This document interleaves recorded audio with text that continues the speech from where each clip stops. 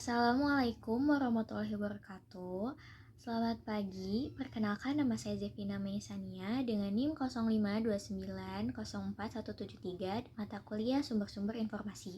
Di kesempatan kali ini saya akan membawakan presentasi berjudul Perpustakaan Masa Depan, Peran, Fungsi, dan Implementasi Teknologi dalam Dunia Digital.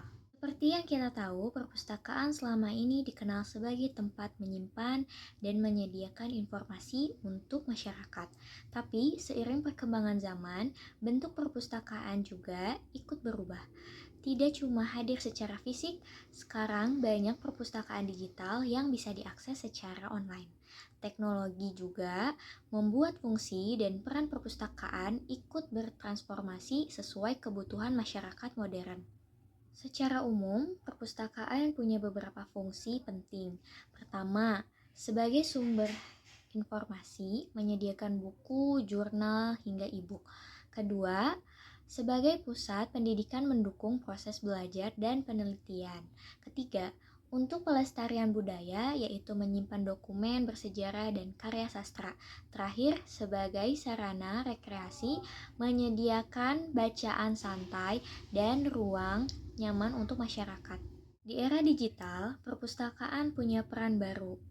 Sekarang, masyarakat bisa akses informasi kapan saja dan di mana saja lewat internet. Selain itu, perpustakaan juga aktif mendukung literasi digital dan menyediakan berbagai layanan online seperti katalog daring dan e-book. Dengan kemudahan ini, masyarakat bisa belajar mandiri dengan lebih fleksibel. Kembangan teknologi membuat perpustakaan mulai melakukan digitalisasi koleksi. Buku dan arsip kuno di-scan agar bisa diakses secara digital. Selain itu, muncul perpustakaan virtual dalam bentuk website atau aplikasi yang menyediakan e-book, jurnal, dan video edukasi.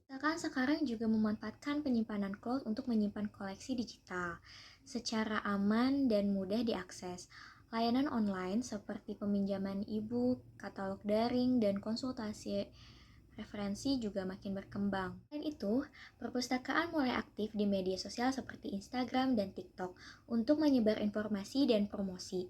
Banyak juga yang mengadakan program literasi digital seperti webinar dan workshop supaya masyarakat bisa lebih cerdas memanfaatkan informasi di internet. Tentu saja ada beberapa tantangan yang dihadapi, mulai dari akses internet yang belum merata, keterbatasan literasi digital di masyarakat, sampai isu keamanan data dan hak cipta.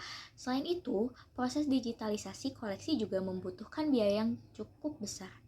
Walaupun ada tantangan, peluangnya juga besar. Koleksi bisa diakses kapan saja dan di mana saja.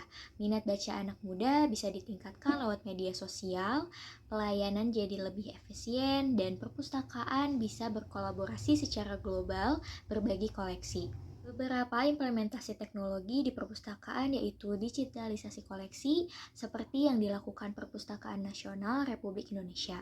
Lalu ada katalog online atau OPAK di mana pengguna bisa cari buku lewat website tanpa harus datang langsung ke perpustakaan. Selain itu, sekarang banyak aplikasi perpustakaan digital di smartphone, contohnya iPusnas. Koleksi juga disimpan di cloud storage supaya bisa diakses kapan saja dan aman. Teknologi lainnya yaitu QR Code dan layanan self-checkout untuk pinjam buku tanpa antri. Perpustakaan juga aktif promosi lewat media sosial dan menyediakan virtual tour yang bisa diakses online. Contohnya Perpustakaan Bank Indonesia. Jadi, bisa disimpulkan bahwa perpustakaan tetap punya fungsi penting sebagai pusat informasi, pendidikan, pelestarian budaya, dan rekreasi. Teknologi membuat layanan perpustakaan jadi lebih modern dan fleksibel. Tapi, kita masih punya tantangan seperti keterbatasan akses internet dan literasi digital.